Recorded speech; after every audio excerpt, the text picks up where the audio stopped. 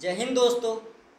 पूरी दुनिया की सरकारों ने अपने देश की जनता को कोरोना वायरस से बचाने के लिए अलग अलग उपाय किए, लेकिन हमारे प्रधानमंत्री मोदी जी अपने देश की जनता को कोरोना वायरस से बचाने के लिए सिर्फ अतरंगी उपाय बताने में लगे रहे।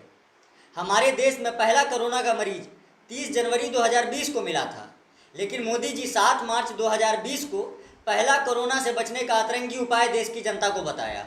मैं समझता ये उत्तम समय है, नमस्ते करके ही एक दूसरे को ग्रीट करना चाहिए। तो प्रधानमंत्री मोदी खुद ये बता रहे हैं कि कोरोना वायरस की चुनौती से आप कैसे निपट सकते हैं। साफ साफ वो कहते हुए कि नमस्ते कोरोना, भारत का ये नमस्ते कोरोना से लड़ाई का एक अहम हिस्सा साबित हो सकता है।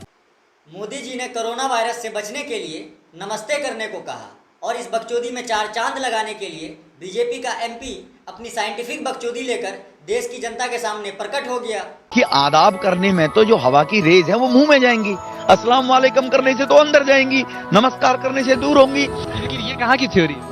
ये तो एक्सपर्ट्स की थ्योरी है। नमस्कार, ये तो एक्सपर्ट्स की थ्योरी है। लेकिन नमस्ते करके कोरोना को भगाने वाला ये थ्योरी कोरोना के समझ में नहीं आया, क्योंकि कोरोना एक वायरस है, चूतिया नहीं है। और जब नमस्ते वाले इस थ्योरी से कोरोना नहीं भागा तो मोदी जी ने कुछ दिन के बाद फिर दूसरा फरमान जारी किया। 22 मार्च रविवार को सुबह 7 बजे से रात 9 बजे तक सभी देशवासियों को जनता कर्फ्यू का पालन करना है। इस जनता कर्फ्यू के दरमियान कोई भी नागरिक घरों से बाहर न निकले और 14 घंटे तक घर से बाहर नहीं निकलने से कोरोना वायरस कैसे खत्म हो जाएगा, ये बताने के लिए बॉलीवुड के मोदी भक्त सिंगर सोनू निगम प्रकट हुए।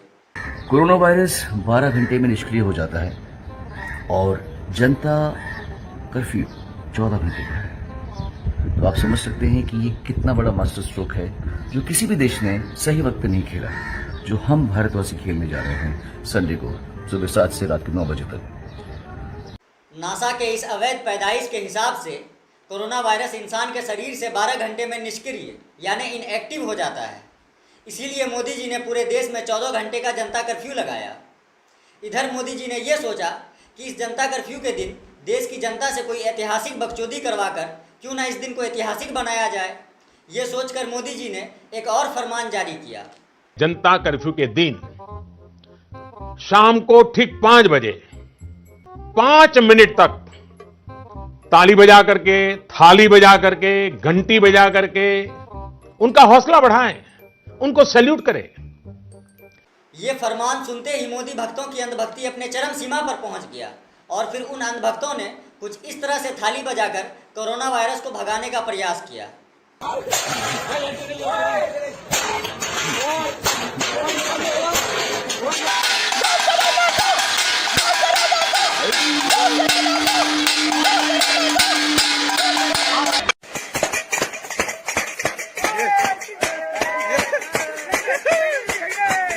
इन लोगों की हरकतों को देखकर कोरोना वायरस भी ये समझ गया कि बनता है मेरा काम तुम्हारे ही काम से, होता है मेरा नाम तुम्हारे ही नाम से। तुम जैसे चूतियों का सहारा है दोस्तों, तुम जैसे चूतियों का सहारा है दोस्तों। और फिर इन चूतियों की वजह से कोरोना वायरस भागने के बजाय डेरा डंडा डालकर हमारे देश में बैठ गया। फिर मोदी जी ने कोरोना वायरस को भगाने के लिए कुछ दिनों के बाद नया फरमान जारी किया। ध्यान से सुनिए, पूरे देश में आज रात 12 बजे से संपूर्ण देश में संपूर्ण लॉकडाउन होने जा रहा है। देश में ये लॉकडाउन 21 दिन का होगा। मोदी जी ने तो कोरोना वायरस से लड़ने के नाम पर अचानक पूरे देश में 21 दिन का लॉकडाउन लगा दिया, लेकिन जो लाखों गरीब मजदूर अपने घरों से सैकड़ों किलोमीटर दूर मजदूरी कर रहे थे, उनके बारे में मोदी जी ने जरा सा भी नहीं सोचा। कहाँ से आ रहे हैं? जी हम ग्रेटर नोएडा से। ग्रेटर नोएडा से कैसे आए? पैदल आना पड़ा है या कुछ सवारी मिली? आगरा तक पैदल आए। आगरा तक पैदल आए। फिर आपका घर कहाँ है उनके पास? छपरा सारण बिहार। छपरा बिहार? तो भी आपको पूरा गोरखपुर पार करके छपरा तक जाना है? जी। तो कितना पैसा आपके पास बचा है अभी? 10 रुपया जेब में। 10 रुपया बस? और पानी कितना बचा है आपके पास? ये 1 बोतल। इसके अलावा आपके बैग में क्या है खाने पीने का? कुछ नहीं। अंबाला से आ रहे। 6 दिन हो गए यार सर, 6 दिन हो गए।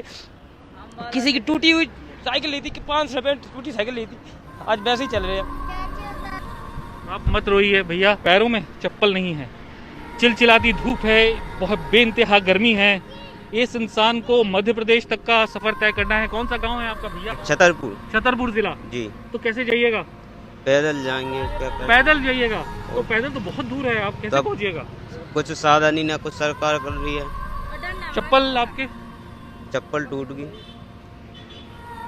तो एक काम कीजिए, आप मेरा वाला आएगा पहन के देखिए, ये आएगा तो आप पहनिए। नहीं पहन लो, अब आपका रास्ता बहुत दूर है, मैं तो इंतजाम कर लूंगा अपना, आप पहन के देखो आता है क्या, पहन लो। लेकिन गरीब मजदूरों की इस स्थिति के लिए कोई मोदी जी को जिम्मेदार नहीं ठहरा सकता है, क्योंकि लॉकडाउन लगाते समय ही मोदी जी ने देश की जनता से ये साफ साफ कह दिया था, अगले 21 दिन तक प्रतिदिन 9 गरीब परिवारों की मदद करने का प्रण लें। 21 दिन तक 9 परिवारों को आप संभालें। वैसे मोदी जी ने देश की जनता को सिर्फ गरीबों की मदद करने का जिम्मेदारी ही नहीं सौंपा था, बल्कि देश की जनता को ये यकीन भी दिलाया था कि वो कोरोना वायरस की इस लड़ाई को 21 दिन में जीत लेंगे। महाभारत का युद्ध 18 दिन में जीता गया था। आज कोरोना के खिलाफ जो युद्ध पूरा देश लड़ रहा है, उसमें 21 दिन लगने वाले हैं। हमारा प्रयास है इसे 21 दिन में जीत लिया जाए। और इस 21 दिन में कोरोना को पराजित करने के लिए मोदी जी ने कौन सा प्रयास किया, थोड़ा उस पर भी नजर डालिए। इस अंधकारमय कोरोना संकट को पराजित करने के लिए हमें प्रकाश के तेज को चारों दिशाओं में फैलाना है। रात 9 बजे 9 मिनट के लिए मोमबत्ती, दिया, टॉर्च या मोबाइल की फ्लैशलाइट जलाएं। इस अतरंगी फरमान को सुनने के बाद मोदी भक्तों ने जिस तरह की हरकतों को अंजाम दिया, उसे देखने के बाद पूरा देश बस यही सोच रहा था कि हमारे देश की असल समस्या कोरोना का रोग है या ये चूतिया लोग हैं।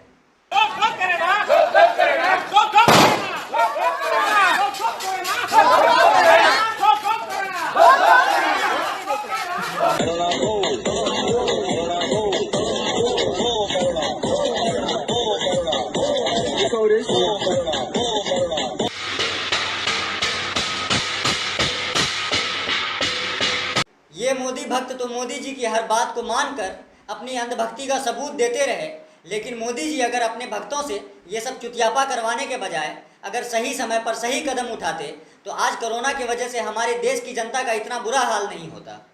मोदी जी ने ये वादा किया था कि वो 21 दिन में कोरोना की इस लड़ाई को जीत लेंगे, लेकिन 1 साल के बाद भी हमारे देश के अस्पतालों में कोरोना के मरीजों की क्या स्थिति है वो आप लोग देख सकते हैं।